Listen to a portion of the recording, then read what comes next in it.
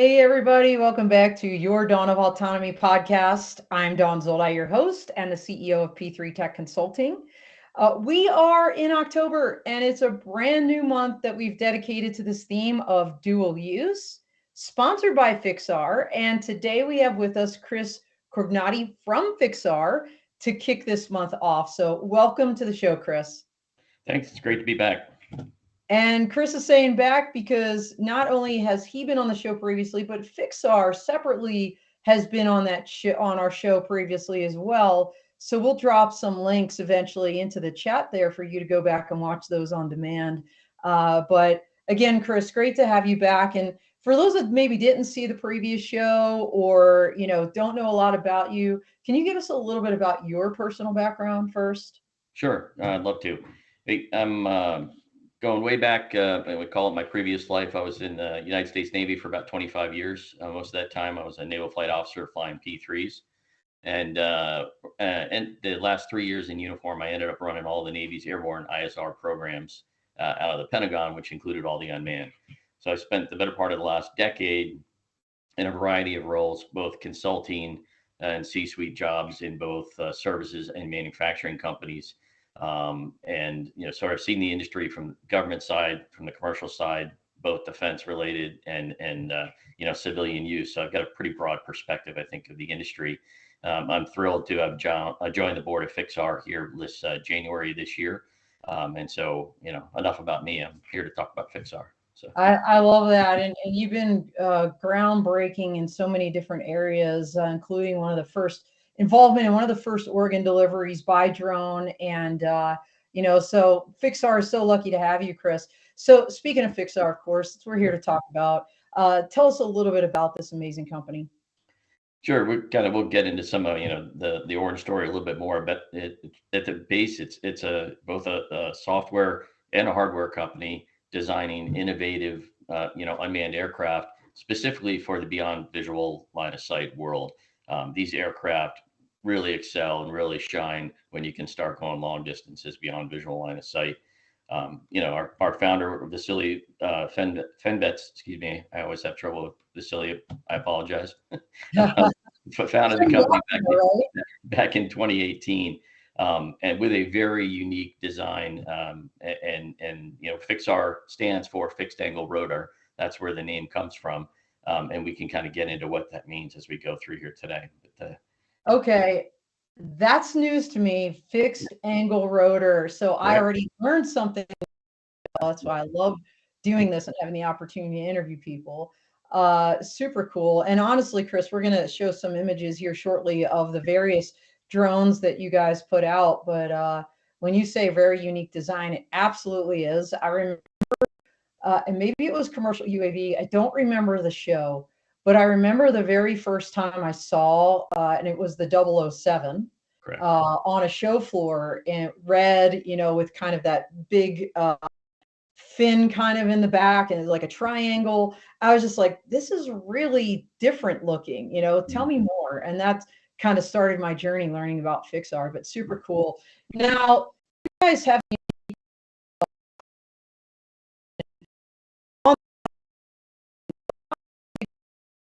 can you elaborate a little bit?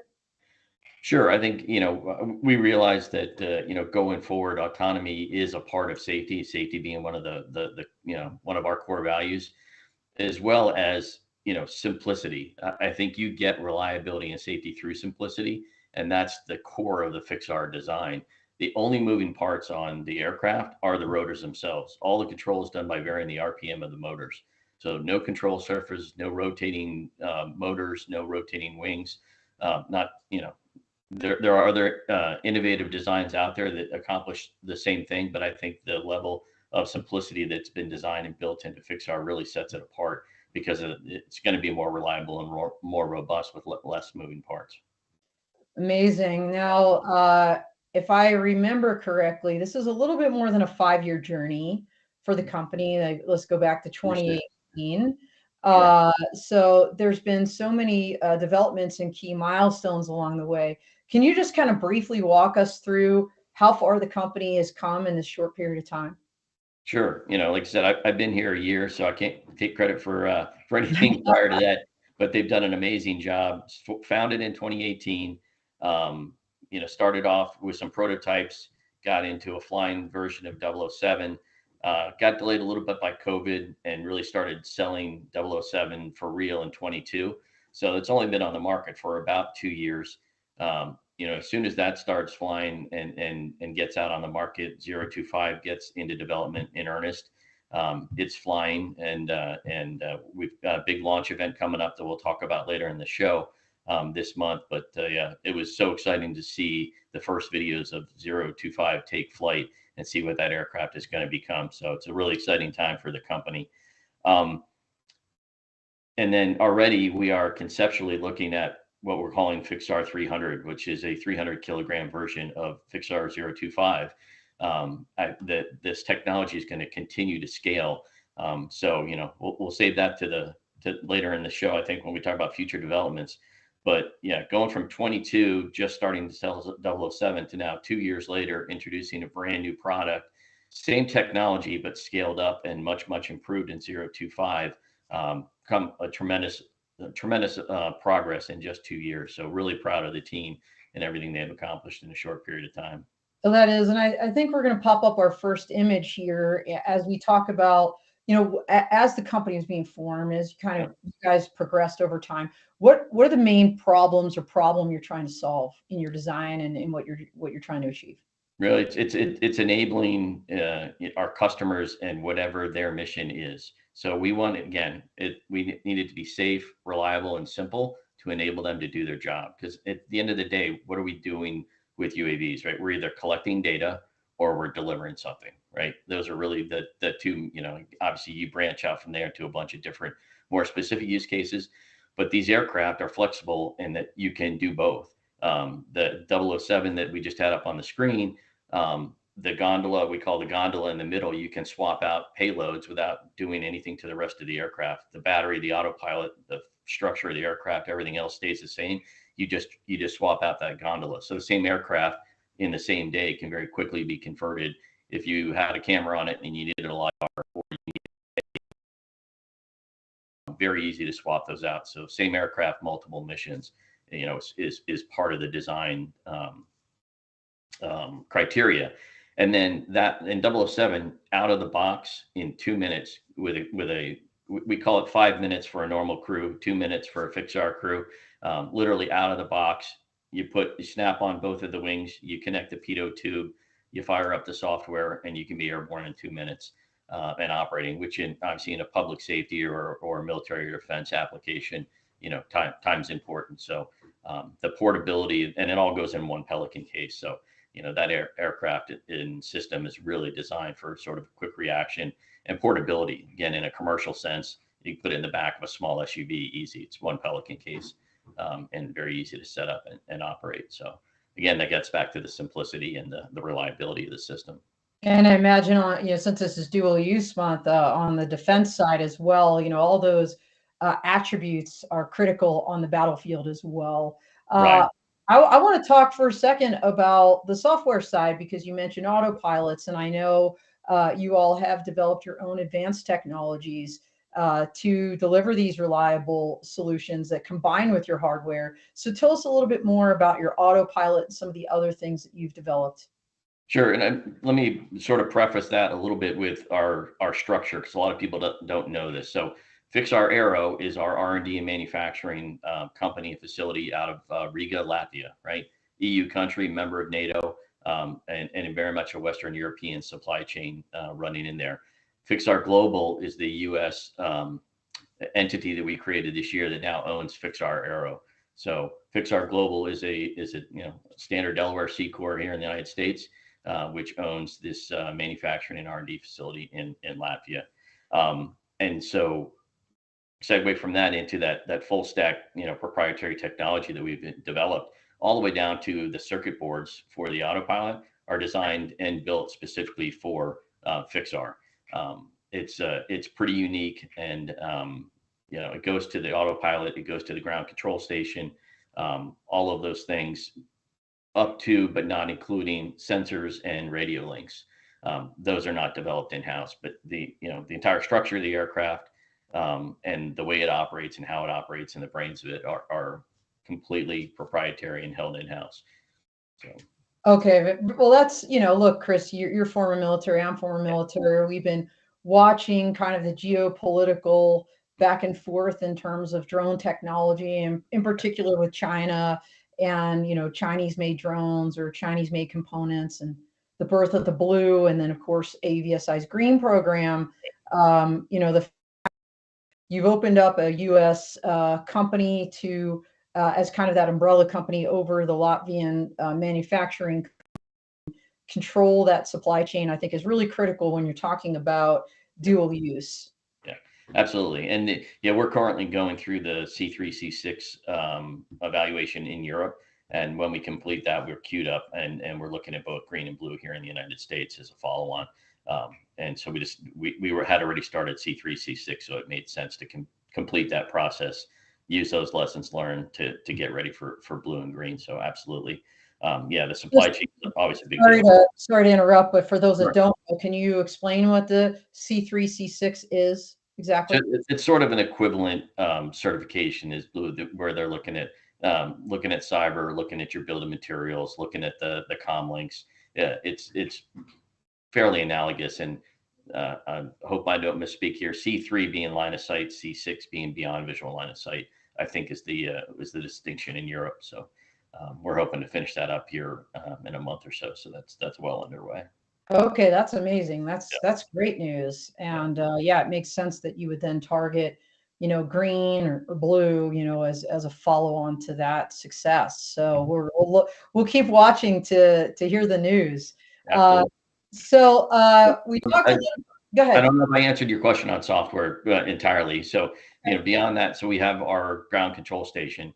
You can run that on any Windows laptop. We also have a hardened, robust sort of field case ground control station that you can use, and we also have a handheld version. So it's meant to be easy, and it's meant to be tailored to the customer and what they need. But it could be as simple as your standard Windows laptop and download the ground control software and plug it into obviously a radio link with a small antenna, and you can communicate with the airplane and be off and running. So it's not just the aircraft; it's a ground control station as well. Got it. So the GCS, the aircraft, the autopilot, and then when it comes to sensors, kind of plug and play. So we've got a bunch of conferences coming up that, Geo Week as an example in Denver in February. Looking forward to that. Where force, right? Because it's like the geospatial crowd. So speaking of crowds and people out in force, Mark, Nevada test site is out there. One of our super fans.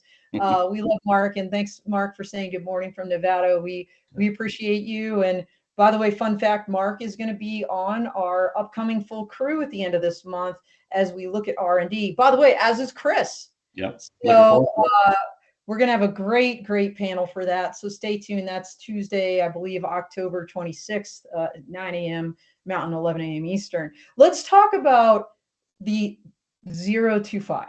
Okay, so we saw a picture of the 007, which was that preliminary aircraft. You said the 025 is bigger and better, more improved. Let's pop up that picture and then walk us through what we're seeing here. Sure. So the nomenclature 007 is a 7 kilogram gross takeoff weight. This is 025, 25 kilograms. And I mentioned, in the future, FIXAR 300 being 300 kilograms. So this picture here doesn't have the rotors on it, but gives you an idea of the scale. That's a 2.8 meter wingspan of the red center section. And the thing that is, I think, so cool about this aircraft is 92% of the surface of this aircraft is generating lift. It's aerodynamically positive. So the V-shaped hull that you see, those are all airfoils, the wing and then the top. And you can see sort of the bulbous part of the red wing. That's where, that's where your batteries, your autopilot are going to go. And it also has a large volume for sensors. So this is meant to be dual sensor, right? So you can picture maybe a LiDAR up underneath the nose on the red and a gimbaled camera down at the bottom, because when this takes off and lands, it's going to be lying on its back essentially. So the tips of the back top corners are actually on the ground. So you take off and the aircraft rotates onto the wing. And as soon as you do that, the power consumption goes, I forget the exact numbers, from somewhere around 90% peak power down to like 18 or 20%. it's super, super efficient on the wing, which is how we're going to get to 3.5 hours of endurance and a range of 300 kilometers, all electric, on this aircraft. So super exciting, and we're still playing around with different battery and propeller combinations. So there's still room to tweak the performance of the aircraft. So, but it's really, really exciting. Yeah, super novel design. I mean, absolutely beautiful. Intentionality by design. With regards to the lift and the aerodynamic nature of this vehicle to achieve maximum flight times on a battery. So, tell us a little bit about the safety mechanisms that you built into this particular design. Well, I left out one of the biggest key data points is it's a 40% payload weight fraction. So that aircraft's going to carry 10 kilograms of payload. So be either between two sensors or in a cargo scenario, again, underneath there, we can custom fit based on the size needed, a cargo container that you can be able to take, one way 300 kilograms or an out and back 100, I mean, excuse me, 300 kilometers. And so, yeah, that's actually a still shot of the aircraft testing in Montenegro that you're seeing on the screen right now. Wow, it's beautiful. And, Look at and those mountains. yeah, it's a stunning location in the aircraft. It looked beautiful flying. And we're going to have a lot more to come after the event that we'll talk about later this month. So that's sort of a little bit of a teaser, and we've got one. Well, I love that. And, actually, I want to kind of highlight something about those mountains and the fact that you're building this thing and flying and testing in this mountainous range because I'm in Colorado, Chris, and we've had drone companies come up here and they can't get their drone off the ground. Yeah. So, Yep. to be able to fly in that kind of an environment, right there is significant. If you can Yeah. fly there, you can fly almost anywhere. Yeah, and 007 has flown in excess of 5,000 meters, so 15, 16,000 feet. And, Whoa. double or 025, we're anticipating being in excess of 6,000 meters. So very comfortable operating at those altitudes and environments. And there's also we don't have any magnetometers built into the autopilot.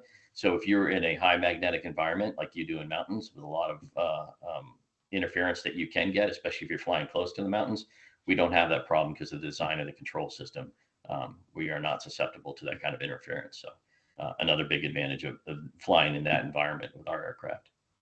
Wow, that's amazing. So, we're talking about dual use this month. What kind of industries are you really targeting in terms of, markets that can benefit Sure. from the 025?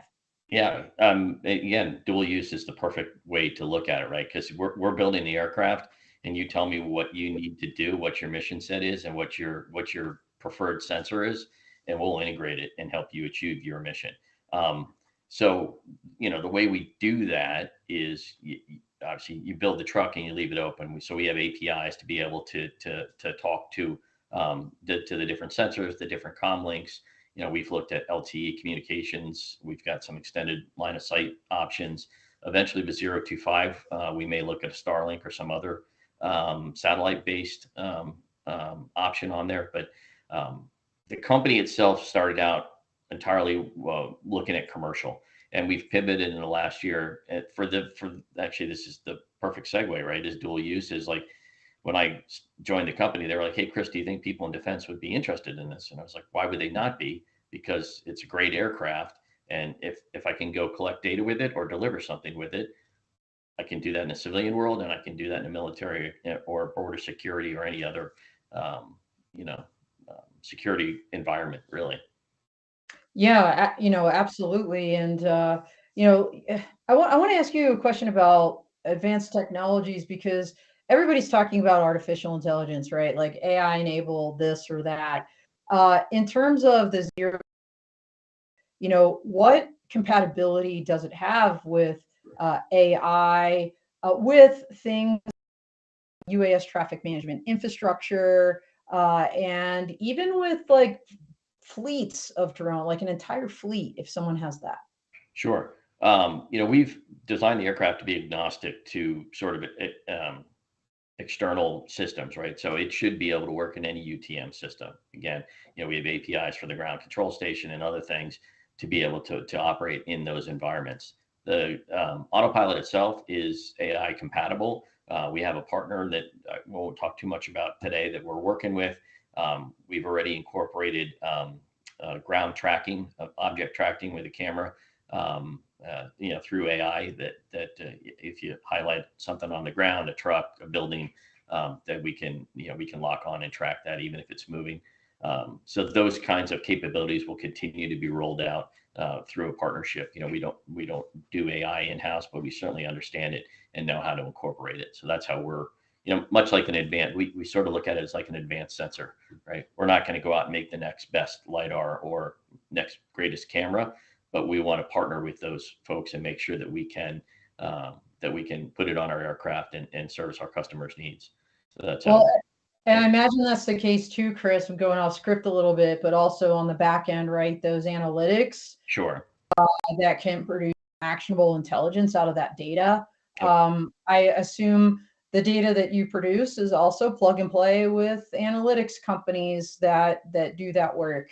Sure. Or if it's already part of a system. For example, we had Mark 43 recently on the show, and they do computer-aided dispatch and records management systems for public safety. Mm-hmm. If they're pushing a stream, for example, say, let's say Nevada Police Department buys a 025, they're pushing, video streams. You could work with, you could plug and play with a company like that, I'd imagine. Sure. Yeah. I mean, you just take the streaming video and, I'm sure they're using some sort of an IP protocol to push it to, a command center or any other thing. So, yeah, absolutely open to do that. And so, and some companies will come in and say, here's the solution end to end and take all of it. And most companies or most customers already have an existing process.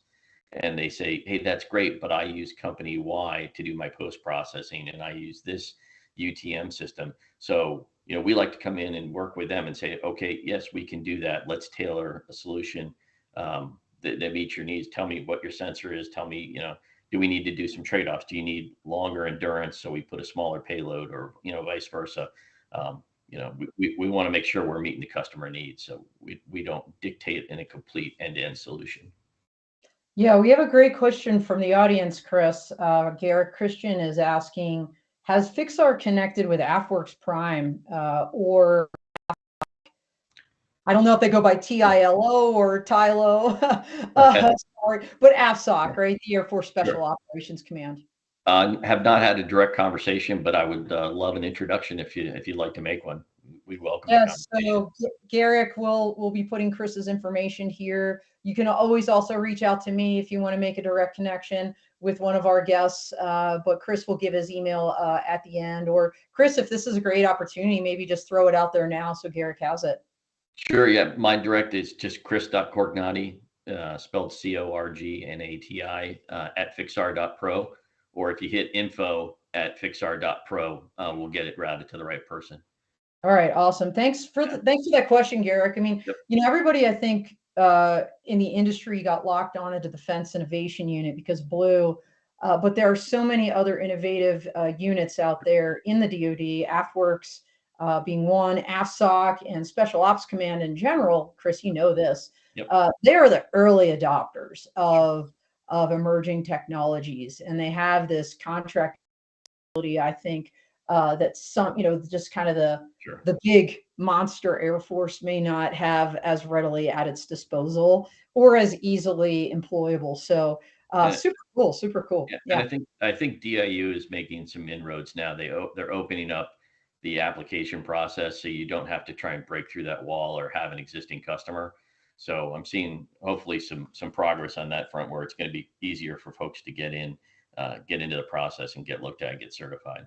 Well, and not only that, but the nexus now more directly between green and blue. Mm-hmm. So I love that the defense side is evolving when it comes to commercial technology. I think that's super important. All right, so let's talk. You talked about kind of the endurance, if you will, of this aircraft, the 025, and how far it can go on a battery. Like, what's the benefit? We were seeing a lot of hybrids, Chris. I was really surprised at Commercial UAV this year to see more hybrids on the floor than I'd ever seen before. We definitely saw one hydrogen powered, company out there. People are really looking to get more bang for their buck when it comes to, that loiter time. Right. What are the advantages of the technology you've incorporated in the 025 over traditional, for example, fuel powered drones? Yeah, and I think a lot of it, that's maybe one difference where dual use isn't exactly the same, right? Because if I'm in a commercial environment and maybe I'm operating on the back of a truck, or I need to be mobile in that sense, it's just a lot easier and safer to run on batteries, right? So you've got that aspect of it. But you're right. You take any aircraft and trying to do a 10, 12-hour mission entirely on batteries, the power density is not there. The cost benefit, there's a knee in that curve, and I think everybody recognizes that. When we look at the possibility of a FIXAR 300, we know we're going to have to look at an alternative source, right? When you get up to the heavier aircraft, longer endurance, you're not going to be able to carry enough. You're going to have batteries to carry batteries at some point, right? And so Yes. you're going to need either gas generator or hydrogen, super exciting. And again, I think it depends on your use case. If you're in a fixed location, say you're running long range cargo and you have access to hydrogen, because it's still pretty hard to find it. But if you have access to it, that's great. Gasoline you have to transport. So again, if you're in an austere environment, it's another thing from a logistics chain standpoint. But you also have to have access to electricity to recharge the batteries, right? So each of the approaches has pros and cons. Um, but you're right. I think we could, with battery improvements, we could get additional performance out of the existing thing, but there's going to become a point as you scale it up in size and capability where you're going to have to go hybrid. So, well, that's something we're already thinking about. And Gotcha. Very, very good. Yeah. Oh, God. I didn't mean to cut you off, please. no, and I think most of the ones you see that are hybrid, they're either driven by they need it because their payload, they can't get enough power and performance out of the batteries, or they're just trying to increase the endurance. So you can have an all electric airplane with a small genset that's just creating electricity to feed. We could use the same design, the same fixed angle radar concept. It's still an electric airplane. You're just generating electricity on board via another means instead of Got putting in it. a battery. Very, very cool. All right, got it. So 025 is building on that legacy of the 0007, the 007. And so just curious, over the past couple years, since that was launched, what kind of commercial applications have you seen folks using that drone for, that then the 025 can kind of take to that next level? Yeah, I think the biggest advantage is being able to go longer distances if you're doing linear infrastructure via, a railroad, a power line, a pipeline, those kinds of applications. But then also being able to have the capability to go dual sensor, right? And so if you're doing an inspection, especially, came out of you and I were talking about a friend of ours in the electrical world earlier. If you're going to go down and take high resolution pictures along a power line, why would I not want to also capture a 3D model of the entire power structure with a lidar while I'm there, right? So Yeah. you can do it one pass very efficiently when you go dual sensor. So you get those advantages. But today with 007, we've got there's an African military that's operating about 18 or 20 007s in a defense and security mode. And then we've got people that are doing hyperspectral. We've got people that are doing LiDAR, people doing photo mapping. So again, it's got the flexibility to carry any payload. So we've got customers doing all of those different use cases with the same aircraft. Yeah, that one picture we saw the aircraft at a port. So critical infrastructure, as you said, energy sector. Let's talk public safety. It seems to me like so many companies are looking at public safety as early adopters. We're seeing more and more drone as first responder programs popping up. And now, of course, with the some of the state laws cropping up, they're looking for alternatives to Sure. certain particular drones. How can FIXAR, plug into public safety, whether it's search and rescue or other law enforcement missions? Yeah, I mean, I think that, and the picture you mentioned, the one at the port, it shows the case. It's sitting on top of the case. I don't know if you have that one. There it is. Perfect. Literally, that's a normal size Pelican case that would fit in the back of just about any vehicle. So if you're a first responder, you roll up, open that up, literally snap on two wings, connect the pitot tube, turn on the software, and in 2-3 minutes you're up and flying, and either looking for the bad guy, search and rescue for a lost person, monitoring a fire. Again, you could do IR, you could do you know, multi cameras, depending on the size and weight. So yeah, fantastic capability because of its portability and ease of setup. It's perfect for first responders. Healthcare in particular, maybe carrying some precious cargo, I would imagine. Absolutely. And especially again, going up to 0.25 and you get to 10 kilograms, that's a significant payload. So whether it's vaccines, blood samples, look at North Carolina today. There's a lot of people that would probably be really happy with 10 kilograms of water right now. So Yeah. yeah, there, and I know there's people down there today, a couple of different companies I've seen online that have showed up, and are offering their drones to start flying stuff across the broken down bridges and rivers. So perfect use case for that as well. So you just basically, kind of moved us into disaster response. And sadly, that particular use case is not going to decrease, I think. The more our planet continues to be stressed and fatigued, I think the more extreme weather events we're going to continue to see. That's just science, people. This is not politics. This is science. By the way, everybody, our buddy Mike Peel, our producer, is out there in Atlanta. He's on vacation and actually dialing in, I think, from the airport. So usually he's our Oz behind the scenes. We've got Goyo back there today. Goyo, Mike, great to hear from you today. We miss you as always, buddy. Have a great vacation. So let's talk a little bit about safety, because when you talk about things like delivering vaccines or water in a flooding situation, or search and rescue. As you said in the very beginning of the show, Chris, FIXAR is part of your DNA, or safety is part of your DNA at FIXAR. What do you do? What do you incorporate into design to ensure that these operations are actually safe?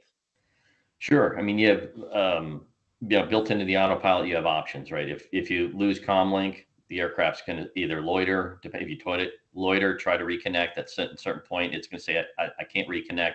I'm going to head home, right? So you've got those safeguards where it's going to come back to where you told it, either where you started from or a secondary point. Yeah, if you'd set something up. Again, those are all different options.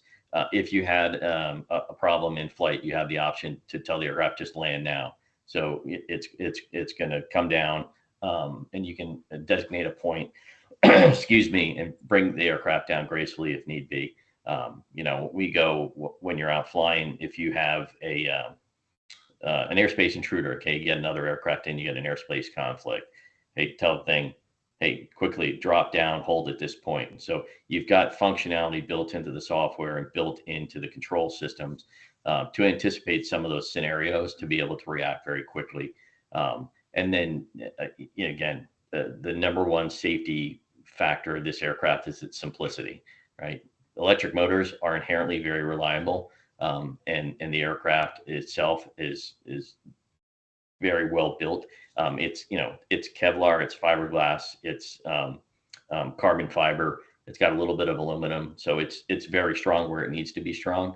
But these are aviation grade components that we're putting on here. This is not, I don't mean it pejoratively, but a hobby shop aircraft. These are done to rigid standards, and our quality control systems and testing in-house is very, very rigid for that reason. Because we view it not just from FIXAR's reputation, but for the community health, right? If you put an aircraft out there that's not safe and you don't train people how to use it, and bad things happen, it's not only bad for the company, it's bad for the industry, right? And so it will set back regulatory advances, public acceptance, all of those things. So we take our responsibility to the industry and to the community very seriously, and that sort of drives a lot of our safety mindset and some of the design choices that were made. All right, very good, very good. Now, we kind of talked about how far y'all have come. We Yeah. talked a little bit about where you are now. Let's talk about where you're going because you've got some upcoming demos, Yeah. planned. I think we've got a really cool video that we can roll about what's new. Yeah. So, let, Perfect time for it. okay, perfect time. Let's go ahead and roll that.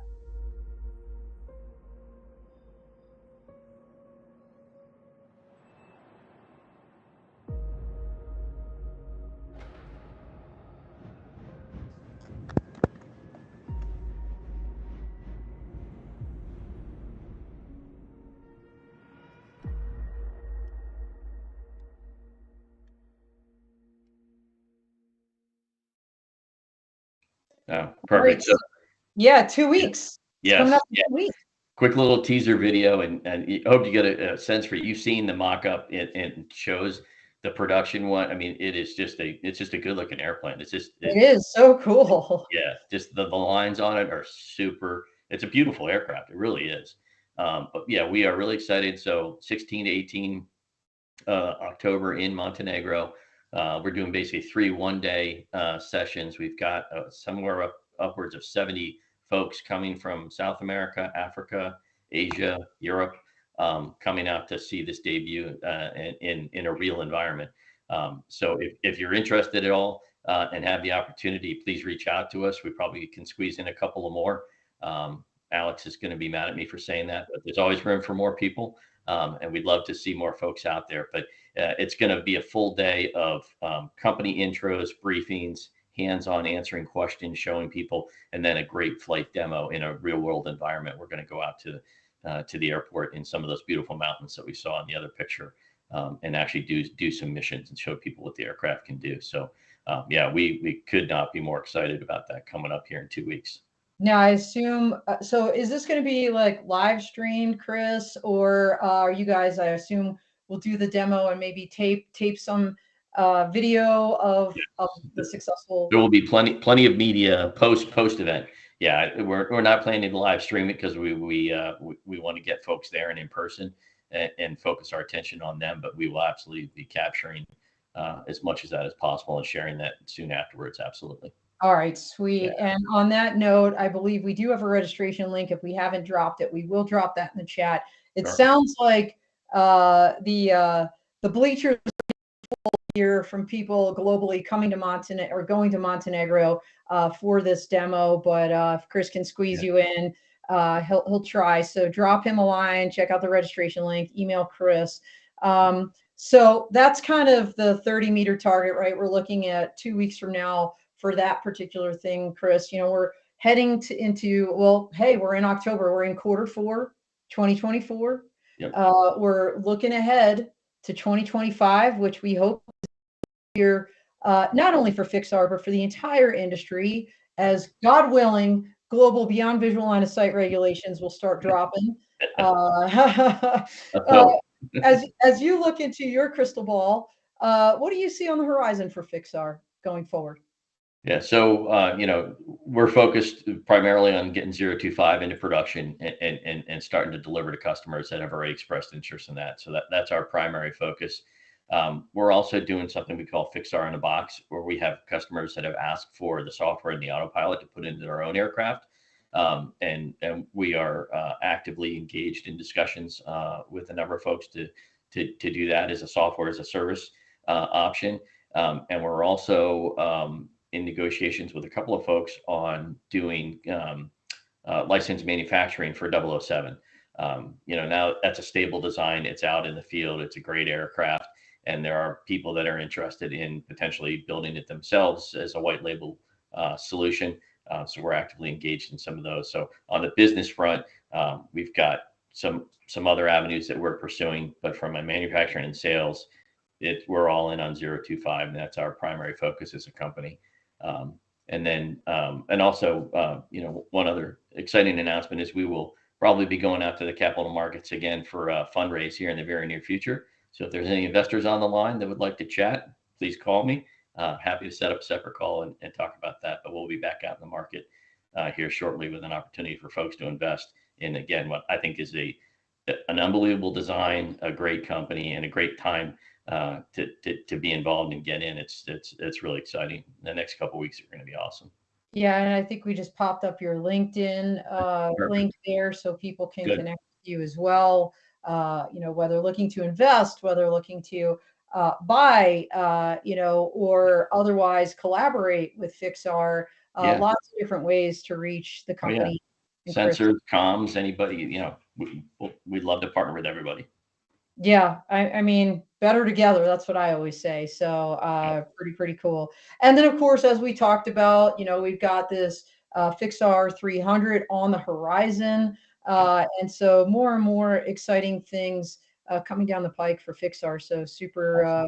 super excited to keep watching you guys succeed and grow.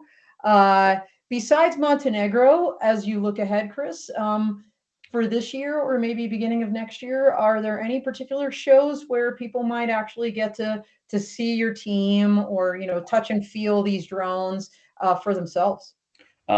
Great question. If anybody is interested, just hit me up on LinkedIn or at my email, and I'll get you that list. I don't have it in front of me, Sure. but yeah, we're both in the U.S. and in Europe, and I know there's at least one, I believe, in Singapore.